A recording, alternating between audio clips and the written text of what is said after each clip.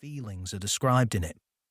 The near despair resides in the contrast between the practicality of everything described and the unproductivity of the final outcome. A near despair with a profoundly proletarian origin. To assess the book, one must interrogate its meanings, the meaning of its method, in place of the endlessly exchanged opinions and constantly fluctuating feelings of the middle-class novel. It substitutes jobs, causes and effects. Its social meaning, without explicit judgment, it shows the difference between the lives of privileged and underprivileged. Its philosophical meaning, it describes a world in which the ruling class has succeeded in recycling nature. The game of the woods and moors has been proletarianised. It is fed and housed so as to produce the maximum surplus value, which, in this case, is the number of brace in the bag. The book also invents its own meaning, which is stronger than any other, and which Hines probably calculated less. This is the meaning of the Gamekeeper's solitude, and the relation of this solitude to the will to live of animals. Here, I suspect, is where Hines's heart and obsession as a writer reside. His earlier novel, A Kestrel for a Knave, was also about such a relationship. It is very rare to know and write about animals as well as he does in narrative form. To do so may well require a deep experience of solitude. The only modern writer I would compare Hines with in this respect is Louis Pergaud, who was killed in the First World War. Applying the highest standards and bearing these meanings in mind, how should his new book be assessed? The 30-page description of the grouse shoot on 12th of August is unforgettable. So are other shorter passages. But the whole may be flawed. The signs of the flaw are very few.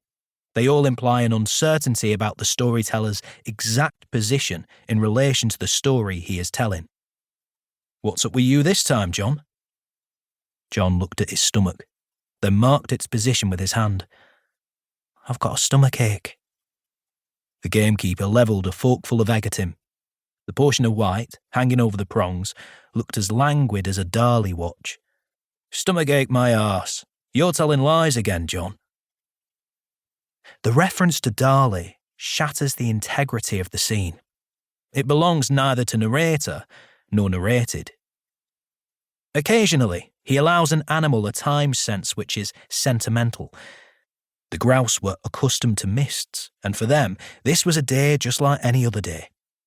The comparison with any other day is false. Throughout the book, there are maybe a dozen slips like this. Apparently unimportant, except that the book concerns extreme technical rigour. But even so, unimportant in themselves. Important only as signs of why a strength which should one day be there in a book by this writer is not yet there. These slips suggest that Hines is not sure of his story, yet he evidently is master of its content. So if he is not sure, it is probably because he is using the story, treating it as a means, not accepting it as an end.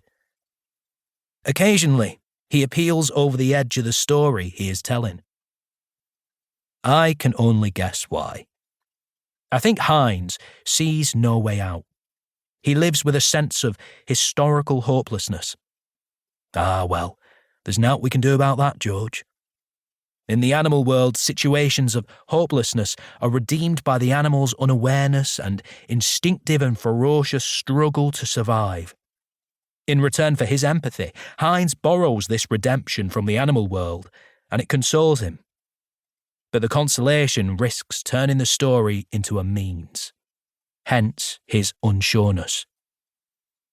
Finally, animals lead any close observer into metaphysics. One day, Hines will have to write about why women and men need hope. Whether he then sees that need with full despair or with support, nobody but Barry Hines can decide.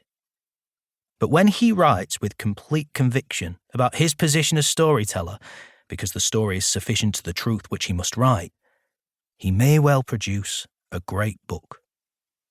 Meanwhile, this is an outstanding one.